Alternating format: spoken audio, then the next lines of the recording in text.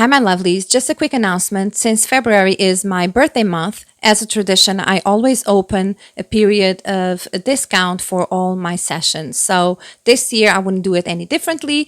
The discount is 43%. So when I turn 100, the sessions will be for free. Hang in there. We'll all get there. So I'm going to leave the code for those bookings. The sale will be available until the 16th of February. You can book just one or multiple. You can book for yourself or to gift someone, but it will be available from today until the 16th of February. So reach out, make your own bookings. You can see the schedule on the bookings page, and the date where you book the postcards is actually the day and time that you receive them on your inbox. Okay, so be mindful of that. You don't have to wait or question when you're going to get them. When you book the day and the time, it's exactly when you get it on your email. Okay, I'm gonna love you and leave you, and let's get into the postcard of today.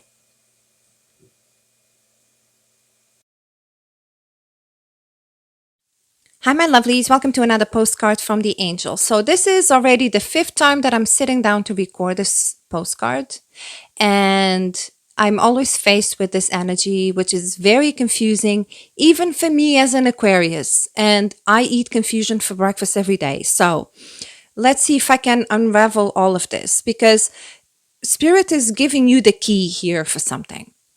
That's very clear to me. It's giving you the key. It's saying, this is why. This is why. Spirit wants you to see something here today. Okay? Now, this has to do with a broken promise from the past. It has to do a lot with emotional abandonment. So when you look back into your childhood, we think that we only experience physical abandonment, right? When someone leaves, when someone dies, when someone crosses over, when someone moves to another state, right? We see physical abandonment as physical pain because it's something that you cannot avoid. The person is not there anymore. But there are many sources of abandonment throughout our lives, especially in our childhood. So you could have a parent or both parents who were physically present but emotionally absent, or vice versa. Can be a parent that is mentally absent as well. And so this triggered a whole cycle of abandonment in your life through this broken promise that completely shifted your sense of trust, which was then the foundation of your own security and stability in the world. So this is very much connected with childhood. This has to do with what you perceive to be a broken promise. Could be that someone didn't step up to the plate in terms of making you feel safe and secure while you were growing up. But the interesting side of this is a psychological side of the event, which has been created by your distorted perception of the event. Hoping I'm making sense with all of this. So this broken promise has altered your foundation of stability in a way that you stopped almost trusting that people will stay with you. So there is a bond between you and abandonment. And I feel, again, it's very present, emotional abandonment. It's not about the physical abandonment. It's about the emotional one.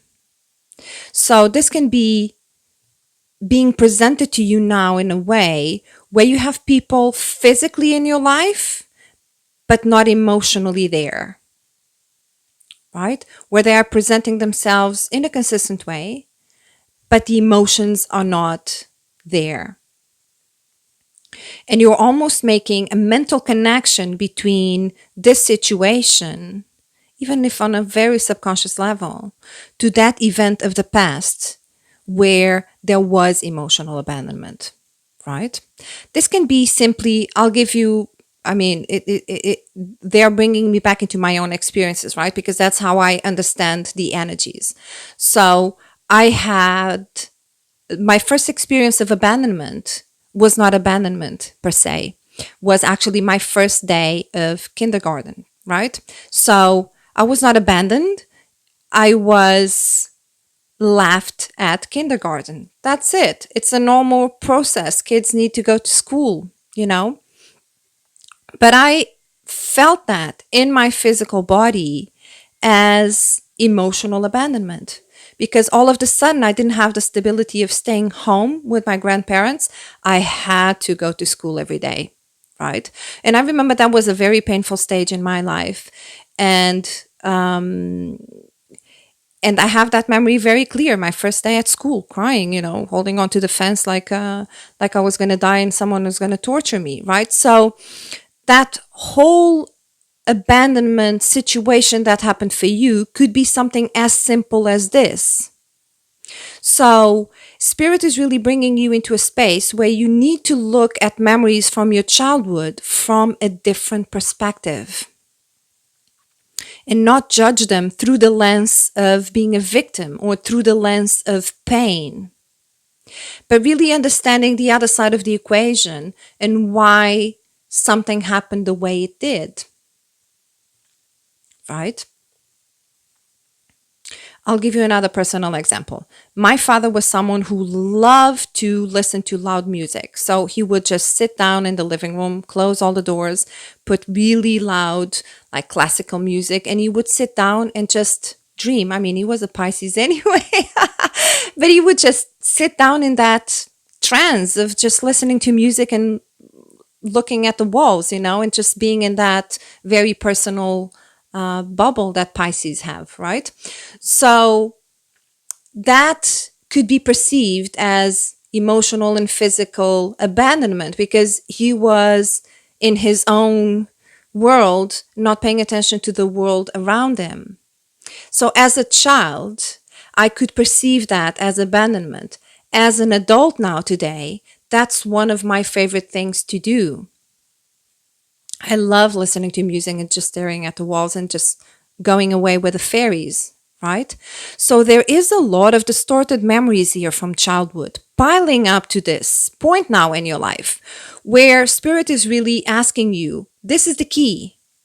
This is the key. This is the moment where you can go back into your memories and your guides will assist you in looking at them in a very different way, where you understand that, and this is playing out in your life now, where you never feel like you are a priority, you're never the chosen one, you feel constantly abandoned in all areas of your life, right? Could be that money is not consistent. One week you have it, the next one you don't. Love is not consistent. One week you have communication, the next one you don't, right? This has to do with cycles of things not being consistent in your life because you're constantly experiencing abandonment of something. The money leaves, the person leaves, the family leaves, the friends leave, the job leaves, right? So you're constantly feeling abandoned and isolated from those sources of abundance. And real abundance is just love, right? So Spirit is really asking you to dive deep into those events from the past. Go deep into your own consciousness of thinking, what were the moments where abandonment happened? Whether that may be physical or mental or emotional.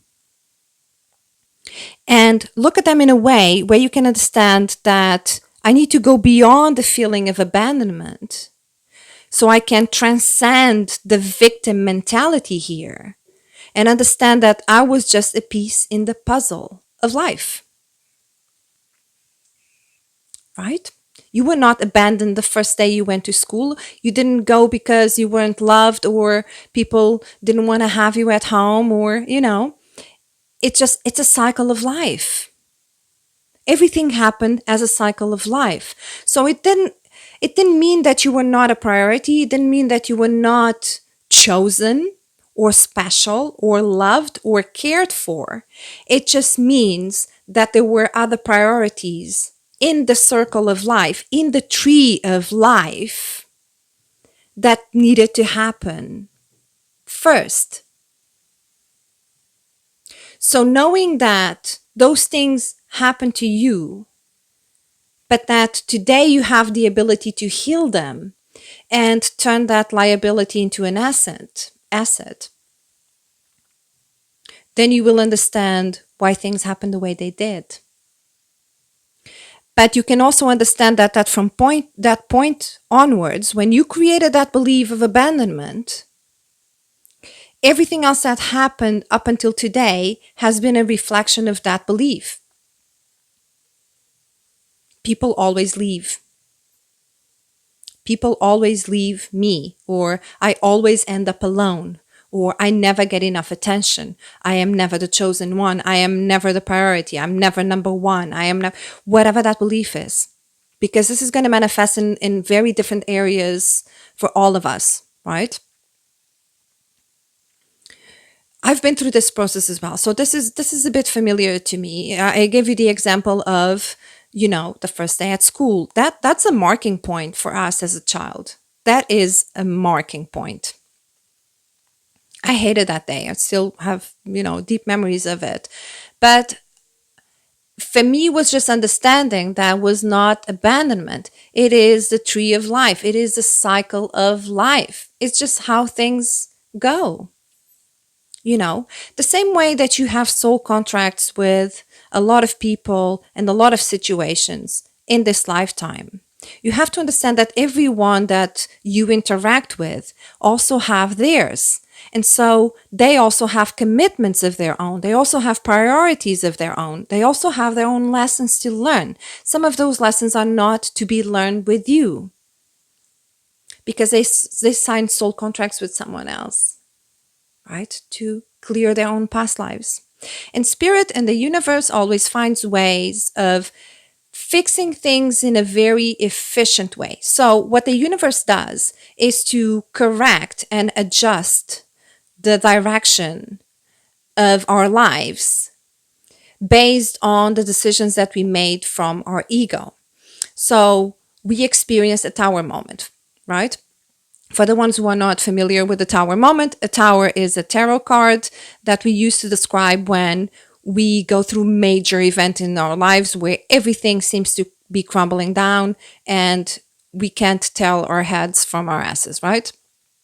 The reason why a tower moment happens in our lives is simply because we need to witness and experience the destruction of everything that was built by our ego. That's the only thing that a tower moment is. A tower moment is the destruction of a construction built by ego. So once in a while, we need to go through those moments of being broken down so the universe can start readjusting your direction towards something else. It needs to show you that you were building on a faulty foundation. This was not going to continue, right? This relationship that was just based on appearance couldn't go forward. This relationship that was based on just financial gain couldn't go forward. So all relationships that are built on ego eventually crumble down. They cannot be taken forward. And you wouldn't want to have them forward anyway. But we have to witness those tower moments, right? So this is so deeply connected with your childhood because here's the biggest thing that this is stopping. It's denying you the gratitude that you should be having now in your life. It's not allowing you to close cycles of past lives and actually tapping into those soul contracts. And it's not allowing you to step into a role of leadership, whether that may be in your spiritual career or your love partnerships, because you're not being able to practice forgiveness. And those bonds we have with our ancestors, especially with our parents and grandparents and great grandparents, if you had any knowledge of them, any interaction with them, it's that we get to this point and we have a hard task. This generation of new age spiritualists, we have it bad because we have the responsibility to end it now. That's it. We are, no matter if you're 20, 30, 40, 50 years or 60 years old now, you are part of the same wave of spirituality. And we have this big responsibility of it ends with us. It needs to end with us.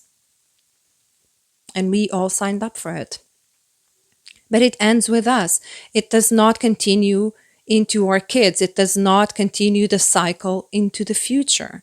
And what we are building, this new age that is so talked about, the new age will not be enjoyed by us. The new age will be built by our children, by your students, by the children that you take care of, whether they're yours or not, right? They are the ones who are going to fully experience the new age. We won't be here anymore. But the cycle ends with us. It ends with us. And the reason why this is all coming to a culmination now, and it's Aquarius season, right? So you are really going to be pushed into the sense of humanity and the sense of purpose and what the hell you came down here to do. This is going to be very prominent now. So the reason why this needs to culminate now is so that you can find a point of rebellion. What are you rebelling against? What is your purpose? What is so incredibly aggravating to you that you need to take action against? That's going to be a bunch of things. Animal rights, politics, you name it. What is your rebellion? What is your rebellion? What is so uncomfortable in this world that you cannot but take action against it? What is it? You're going to find it. It's easy. It's easy. Ask a child, they will tell you. Ask a child, I love asking this to my kids. What would you change in the world? Ask a child what they would change in the world, and you will see that they have it very clear. They have it very, very clear because they have this sense of injustice, because they thrive for oneness, for equality, for balance, for justice, right? So, what is your rebellion? What is your rebellion? And can you stop here for a moment and break the cycle of being a victim, of thinking of that emotional abandonment as almost a karmic situation or a punishment, or it just happened because it is a cycle of life. It is a tree of life. It gave you the tools that you needed. It brought you here today. So it happened for a reason, whether that's comfortable, uncomfortable, pleasant, or painful. It happened for a reason. But as soon as you clear all of this, because this is a time of clearing, like I almost want to just like kick everything out of my desk and just like get this out of the way. Like this is really like the last call. Just clear this out. Because everything else following this, it's just leading you into so many great opportunities. I really feel like this is a combination of this needs to end now. Great things are coming. You cannot take this mentality with you going forward. That's it. You cannot believe that people don't like you. You cannot believe that women always betray you. You cannot believe that men are pigs. You cannot take this forward. Because what you feel for one woman is damaging the overall collective image of what you think about all the women in the world. Same goes for men. All of this is intertwined. All of this is connected on a bigger scale. So all the difficult relationships that you have experienced in your life are a reflection of those initial relationships that you had growing up. You're going to find resistance with women in your life that you experienced with your mother, and you're going to experience with men what you experienced with your father. So you're here to clear. It ends with you. Those are the good news. It ends with you. You're the last point there. It ends with you. Isn't it wonderful? That's good news. It ends with you. And you have the ability to change that. But dive deep into those points of emotional abandonment or mental abandonment or physical abandonment in your past, and look at them differently. Understand that you were a child and you created a perception of the world and a perception of people that it's not necessarily accurate. And that just started a cycle of victimhood, scarcity, poverty, abandonment. And it's time to end it. I really feel that. I really feel that. So if you are needing help, reach out for your own postcard, and I'll take a deeper look into what it is, your specific case. And if you want to go deeper, book a session, have a hypnosis session, and so that you can go back into those memories and change the emotional response that you have to them. Okay, I'm going to leave it at that. This was a bit trippy, but it's Aquarius season, so woo! Bless all of us. I'm sending you so much love and so many blessings, and I'm really praying that you stay safe and protected within the power of your own heart. Big love to all of you.